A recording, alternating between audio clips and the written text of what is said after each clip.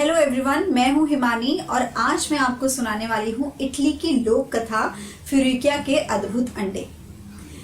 तो कहानी के विषय में बताना चाहूंगी कि रेनेसेंस काल में इटली के कुलीन वर्ग के लोग अक्सर जादूगरनियों की, जिन्हें वहां की भाषा में स्त्रेगा बुलाते थे, सेवाएं लिया करते थे। इस कारण कई बार गरीब विधवाएं आरामदायक जीवन जीने के लिए जादू और वशीकरण की कला का सहारा लेने लगी थी। लोगों और पशुओं की बीमारियों का इलाज करने के लिए, जमीन की उपज बढ़ाने के लिए जादूगरनियां रहस्यमयी औषधियां व जंत्र तंत्र बेचती थी। एक स्त्रेगा को विरासत में बहुत सारी लोक कथाएं भी मिलती थी।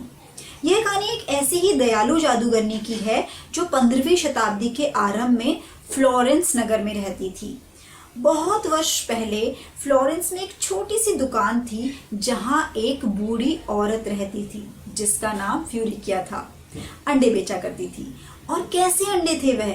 यद्यपि वह साधारण अंडों जैसे दिखते थे, लेकिन साधारण अंडे नहीं थे, साधारण अंडों से भी छोटे थे। जो कोई भी वो अंडे खाता था उसके साथ कुछ अद्भुत घटने लगता था। बीमार बच्चे स्वस्थ और तगड़े हो जाते थे, साधारण लड़कियां सुंदर हो जाती थी, डरपोक लड़के नीडर हो जाते थे, गडरिये अपनी कोई भेड़ न खाते थे, किसानों के पेड़ों पर सब अंजीर अच्छे से पक जाते थे, यात्रियों को रास्ते में लुटेरे भी नहीं लूटते थे, और कुछ मूर्ख लोग तो बुद्धिमान बन गए थे, बस फ्यूरिकिया के अद्भुत अंडे खाकर। लेकिन फ्यूरिकिया के अंडों के बारे में एक बात अजीब भी थी। किसी व्यक्ति ने आज तक उसे बाजार में किसी किसान से अंडे खरीदते न देखा था, जैसा कि अन्य अंडे बेचने वाली औरतें किया करती थी। फिर भी उसके पास सदा दूसरों से अधिक अंडे होते थे। जब भी मुर्गियां अंडे देना बंद कर देती थी और बाजार में अंडों की किल्लतें होती थी, तब भी। लेकिन फ्यूरिकिया के पास सदा इतने अंडे होते थे कि अपने सब ग्राहकों को अंडे बेच सकती थी। सब लोग सहमत थे कि वह अवश्य ही एक जादूगरनी थी जो इतने अद्भुत अंडे वह कहीं से भी बना लेती थी। लेकिन उसके जादू से लोगों का भला ही हो रहा था, तो सब उसे चाहते थे और अंडे बेचकर वह खूब संपन्न भी हो गई थी। तो तात्पर्य यह है कि सब उसे पसंद करते थे, सिवाय एक के। उसकी एक पड़ोसिन थी जिसका नाम था मेडलिना। वह नीच और स्वार्थी तो थी ही, वह सुंदर भी ना थी। वह गरीब भी नहीं थी, लेकिन अमीर भी नहीं थी। वह फ्यूरिकिया के अच्छे भाग्य से जलती थी और धीरे धीरे उससे घृणा करने लगी थी। कारण यह था, जब मेडलिना ने देखा कि फ्यूरिकिया के अंडे खाने वालों के साथ कुछ अद्भुत घट रहा था, तब उसने सोचा कि अगर वह फ्यूरिकिया का एक अंडा खाए तो निसंदेह वह भी सुंदर और धनी बन जाएगी। लेकिन जब उसने 1 दर्जन अंडे खरीदने चाहे तो फ्यूरिकिया ने क्या कहा? फ्यूरिकिया ने कहा, अपने पैसे अपने पास ही रखो मेडलिना। मुझे खेद से कहना पड़ रहा है कि इन अंडों से तुम्हें कोई लाभ नहीं पहुंचने वाला। यह अंडे उन्हीं लोगों की सहायता करते हैं जो दयालु हैं। अन्य लोगों के लिए तो यह साधारण अंडे ही जैसे ही हैं। सत्य तो यह है कि साधारण अंडों से भी यह थोड़े छोटे हैं और कम स्वादिष्ट हैं। लेकिन मेडलिना हट करने लगी और हार कर फ्यूरिकिया ने 1 दर्जन अंडे उसे भी दे दिए। हर दिन मेडलिना ने 1 अंडा खाया। उसने उन्हें खूब उबाल कर खाया। उसने अंडों का ऑमलेट बनाकर खाया। लेकिन तब भी 2 सप्ताह के बाद ना तो वह सुंदर बनी और ना ही धनी। कुछ भी नहीं बदला था, सिवाय इसके कि अब वह पहले से भी अधिक गुस्सैल हो गई थी। उसने सोचा कि फ्यूरिकिया ने अवश्य ही उसके साथ कुछ छल किया था। अब वह उससे और भी ज्यादा घृणा करने लगी थी। उसने निश्चय किया कि वह फ्यूरिकिया के अंडों का रहस्य जानकर ही रहेगी और उसे चुरा लेगी। अंडों का रहस्य यह था। कई वर्ष पहले उदार हृदय फ्यूरिकिया ने एक छोटी काली और सफेद मुर्गी की जान बचाई थी।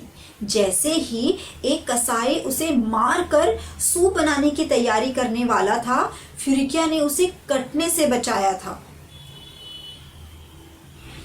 यह एक जादुई मुर्गी थी।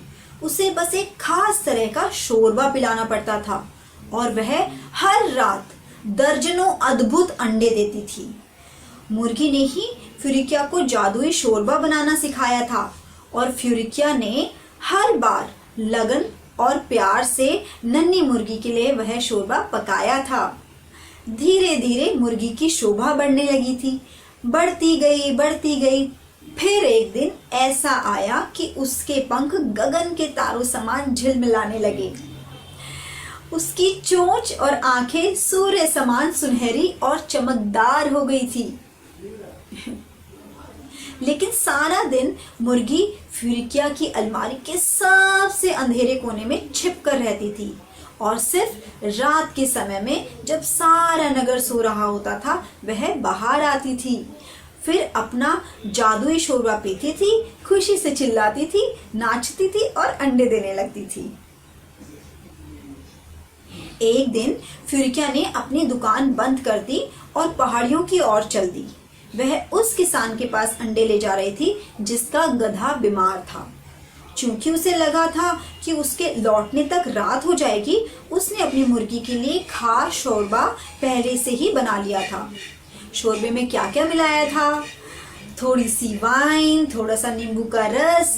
जिस पेड़ पर उल्लू का एक बच्चा रहता था उस पेड़ के कुछ जैतून, पूर्णिमा की रात तोड़ा गया एक अंजीर, एक प्याज, 3 चुटकी सोने के कण, तितली के पंखों से ली गई जरा सी धूल, जनवरी में खिले एक गुलाब की सूखी पंखुड़ी। इन सब चीजों को मिलाते मिलाते फ्यूरिका एक छोटा सा गीत भी गाती थी जो मुर्गी ने ही उसे सिखाया था। लेकिन उस गीत के बोल कोई और न समझ सकता था। जब शोरबा अच्छे से मिल गया तो फ्यूरिका ने उसे पकाने के लिए धीमी आंच पर रख दिया और दरवाजे पर बाहर से ताला लगाकर अपने रास्ते चली गई। अब क्या हुआ? अब जैसे ही फ्यूरिका घूमकर मोड़ के आगे गई, मैडलिना ने खिड़की के रास्ते भीतर आ गई। उसे मौका मिल गया था। आखिरकार फ्यूरिका का रहस्य जानने का अवसर उसे मिल ही गया था ना। जब वह अंडों की दुकान के अंदर आई, उसे वहां कोई अंडे दिखाई न दिए क्योंकि उस दिन वह दुकान बंद थी। उसे सिर्फ धीमी आंच पर पकता शोरबा दिखाई दिया। उसकी खुशबू इतनी अच्छी थी, वह इतना स्वादिष्ट लग रहा था और मैडलिना ने थोड़ा सा शोरबा पी लिया।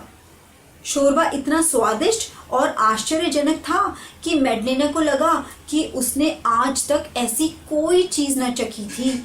उसे विश्वास हो गया कि इसी शोरबे से फ्यूरिका के ग्राहकों के जीवन में शुभ घटनाएं घटती थी। बस ऐसा सोचकर वह सारा शोरबा पी बैठी और जिस रास्ते से भीतर आई थी उसी रास्ते से लौट गई। अलमारी के अंदर बैठी मुर्गी दरवाजे की दरार से सब देख रही थी। वह उसकी मूर्खता पर हंसने लगी। बाद में जैसे ही मैडलिना ने आईने में देखा तो वह समझ गई कि उसने सही काम किया था। वह थोड़ा अलग दिखाई दे रही थी। उसकी आंखें चमक रही थी। इतनी शानदार वह पहले कभी न थी और वह थोड़ा अलग भी दिख रही थी। हालांकि वह समझ न पाई कि उसमें क्या बदलाव आया था। फ्यूरिका को उतनी देर भी न हुई थी जितना उसने सोचा था और वह घर लौट आई। वास्तव में वो अंडे खाते ही वह ठीक हो गया था। किसान का गधा जल्दी ही स्वस्थ हो गया था। वास्तव में वो अंडे खाते ही स्वस्थ हो गया था। जब मैडलिना ने फ्यूरिका को लौटते हुए देखा तो अपनी जीत के बारे में बताने के लिए वह झटपट दौड़ती हुई फ्यूरिका के पास आई। लेकिन जैसे ही वह उससे बात करने लगी तो उसके मुंह से बस एक ही आवाज निकली, कुट कुट कुट कुट कुट कुट कुट कुट। बस। और फिर मैडलिना ने देखा कि वह छोटी छोटी छोटी बहुत छोटी हो गई, एक मुर्गी जितनी छोटी। वास्तव में वह एक मुर्गी बन गई थी, यद्यपि वह इतनी सुंदर न थी जितनी फ्यूरिका की मुर्गी थी।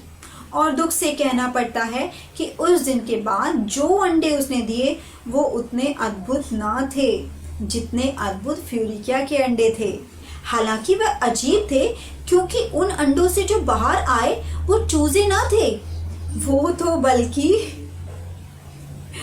चूहे थे और सब चूहे भाग गए। आशा करती हूँ कि ये कहानी आपको अच्छी लगी होगी। अगर अच्छी लगी हो तो please do share, subscribe and like our YouTube channel. Thank you.